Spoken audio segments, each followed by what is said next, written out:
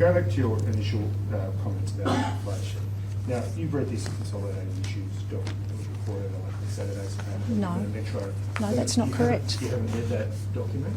Hang on, you were the Minister in charge at the time. It was 2022 that document was first framed. You haven't seen those concerns that were expressed by Metro? There are in the delivery of major projects, my responsibility as Minister was to ensure that those projects were delivered and that the work was done by agencies to ensure those projects were delivered. If it goes to those claims that were made around the Metro Tunnel, what we know from that time and what we know since is that wages for union workers come with fairer wages, better conditions, safer workplaces, and that is a cost. But that is a cost that is about supporting those workers to do this work, to deliver projects, and they are also wages that are struck through enterprise bargaining agreements. Enterprise bargaining agreements. No, this is in terms of the inflationary pressures that were experienced on the Metro Tunnel. In relation to the inflationary pressures on projects like the Metro Tunnel, they do go to the cost of union worker wages. And those union worker wages come with fairer wages, with better conditions, with safer workplaces as well. And that is a cost.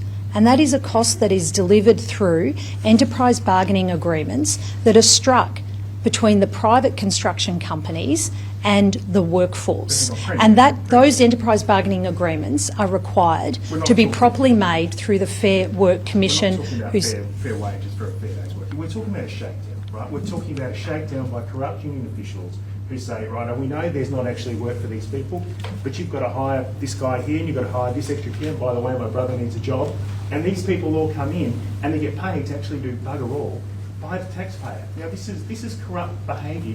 You must be able to draw a distinction between corruption and just reasonable wages. Well, that is correct. And any criminal behaviour that includes corruption and extortion, as I've said before, should immediately be reported to Victoria Police, who have the powers to deal with this behaviour. But there is a distinction. Inflationary pressures on projects is not corruption. We have seen around the country, around the world, in recent years, whether it's as a result of global conflict or as a result of the pandemic. We have seen inflationary pressures around materials and wages during that period of time. And independent economists have demonstrated that the inflationary rates here in Victoria are lower than the rest of the nation. Now, that is not corruption, that is inflation. And I do draw the distinction between inflation that is as a result of global pressures and wage increases, and corrupt criminal behaviour that is abhorrent, which is why in taking the strong action we have taken is being focused on those elements, exactly those elements that you're concerned about in your question, because it's a concern to me. It's a concern to the Victorian community. It is why we have gone to give Victoria Police the additional powers that it needs. The consortium calculated that $196 million of its labour costs were driven entirely by union-backed staffing rules. They outlined how contractors were forced to add extra non-productive workers onto 5 distinct areas across the project. They say in the document that it also vigorously challenged the CFMEU placing multitudes of health and safety reps onto the build, but to avoid works being suspended, they had to proceed with adopting the excessive requirements of labourers. This approach was supported by the state. That's not inflation. Well, again, you couldn't, when it comes to the... $200 million of taxpayer money gone to unproductive staff members who are hired. So there are two parts to that question. The first is, as I've said earlier, if there is any evidence of criminal behaviour, any evidence of corruption or extortion, that should be immediately put to Victoria Police. On the second point, I'll finish my answer to your first question, Samaya. And then the second point is this. During the delivery of the Metro Tunnel, we could not have possibly predicted that a 1 in 100 year pandemic would come along and impact projects here and around the world. That is one of the inflationary pressures that we have had to deal with in recent times. And when it comes to delivering the Metro Tunnel project, it was a huge and significant project for our city and state. Just as we used to say you couldn't imagine Melbourne without the City Loo. Well, today, just 6 months after the Metro Tunnel was opened, you can't imagine Melbourne without the Metro Tunnel. And we were just talking with... No, well, and we were just talking before to Eliza and Brendan, the parents of baby Raphael, who catch the train here from Footscray into Parkville, nurses who catch the train here for work. This is about delivering these projects through some really challenging times that saw inflationary pressures come along, and that there was a requirement for government to deal with those inflationary What pressures. specifically are you referring to what figure are you referring to when you talk about inflation versus corruption? What figures are you referring Well, to? if there is any evidence around allegations of corruption, that should be referred to I'm asking Victoria about your Police. inflation. In terms of the Inflation. inflationary pressures, there has been many times we have reported, whether it's through our usual budget processes or whether it was through other published independent reports here around the country, that there has been globally, in Australia, in Victoria, inflationary pressures that have been placed on projects. Now there is a distinction between those inflationary pressures caused by material and wages and corruption. You're suggesting that we're conflating corruption with inflationary pressures. So what specifically are you referring to that the public is aware of about inflationary pressures? What cost or what project are you referring to? Well, again, we've reported in many budget processes how we have made additional investment to deliver these projects. And when it comes to the Metro Tunnel, there was additional investment required as a result of the pressure that came as a result of that global pandemic, that 1 in 100 year pandemic. And when you look at the size and scale of the Metro Tunnel project, a project that doubled the size of the underground loop, a project that has transformed the way people move around our city and state, a project that was built by workers who, yes, were union members. Wages for union members cost more because they come with fairer wages, better conditions, safer conditions and workplaces. And they are some of the inflationary pressures that are not unique to Victoria. They're being experienced around the country and around the world. So do you dispute that those Rachel? workers were unproductive? Pardon? Do you Sorry. dispute that those workers were unproductive? Well, those matters for the operation of work sites goes directly to the construction companies who are responsible for the delivery of those work sites. And those work sites are covered by enterprise bargaining agreements that are struck between the construction companies and the unions and the workforce. And those enterprise bargaining agreements are required to be certified by the Federal Fair Work Commission. And as part of that certification, they are required to demonstrate that they've been properly made. But your government has said to them, your government's a party to this, and you've said to them at the time, just pay them whatever it takes. That is make not it go correct. away. That's basically, it's paraphrasing what's in that document. Well, that there you is said no just pay there them is the no extra. evidence to support that claim. And again, if there is evidence, this should be reported to Victoria Police, because after all this time, with the work, I think Victoria Police and the Labour Hire Authority, I'd add as well, have demonstrated that they are taking action with the additional powers the government has given it, because we find this behaviour abhorrent. There is no place for criminal behaviour, and in that definition of criminal behaviour, it includes corruption, extortion. There's no place for that in any work site, and which is why, after all this time, I wouldn't understand why anyone with evidence wouldn't be putting that to Victoria Police, who've demonstrated they are acting. Premier, why will you not take responsibility for this? You were the minister at the time, you are now the Premier. Why are you not taking responsibility for the figures and the content that's being put to you today and in the past 2 years? I've absolutely taken responsibility as Premier to take the strong action required to weed out this rotten culture. And let me take you through the actions that we have taken as a government over the past 2 years I think we've heard that this is now Premier. I seeing think the you're culture repeating that yourself is there. changing across work sites here in Victoria. We immediately moved to have a review. We immediately moved to have all enterprise bargaining agreements referred to the Fair Work Commission. We also too gave Victoria Police and the Labour Hire Authority additional powers, and those additional powers are working because we are seeing Victoria Police lay 93 charges. The Labour Hire Authority have cancelled 164 construction industry licences and their work is ongoing. But also too, as an outcome of accepting the recommendations of the independent review that I immediately commissioned 2 years ago, the independent review went to some of these behaviours on work sites that needed to be changed and addressed to weed out this rotten culture. And that went to providing protected whistleblower pathways, complaints pathways, so workers could be protected to make complaints or allegations about things that were concerning them on work sites.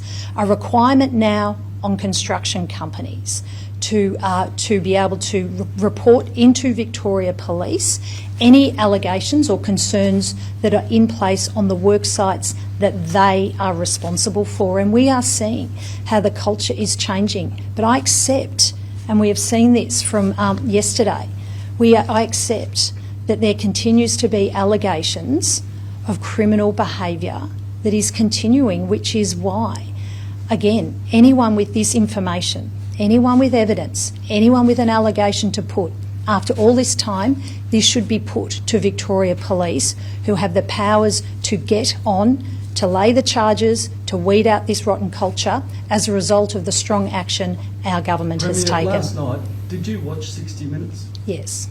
Why did you watch?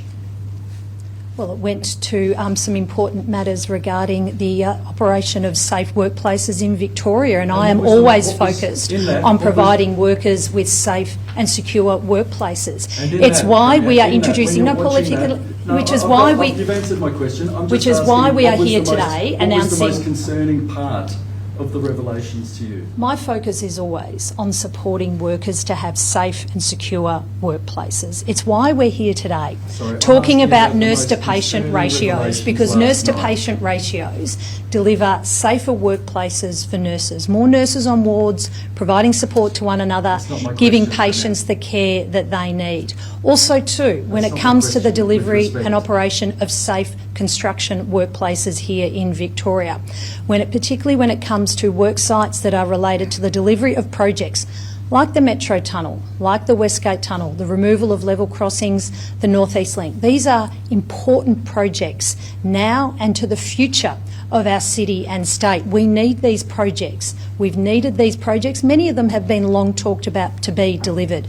So I'm always concerned about any allegation, any claim that is being asking for put specifics about last safe night. I workplaces was and asking that for a workers' specific safety has not concern. been compromised. And I'm answering your question. No, My you're not. You're speaking concern... very broadly and you're changing the subject. I'm asking, what was the specific revelation over the weekend that concerned you the most?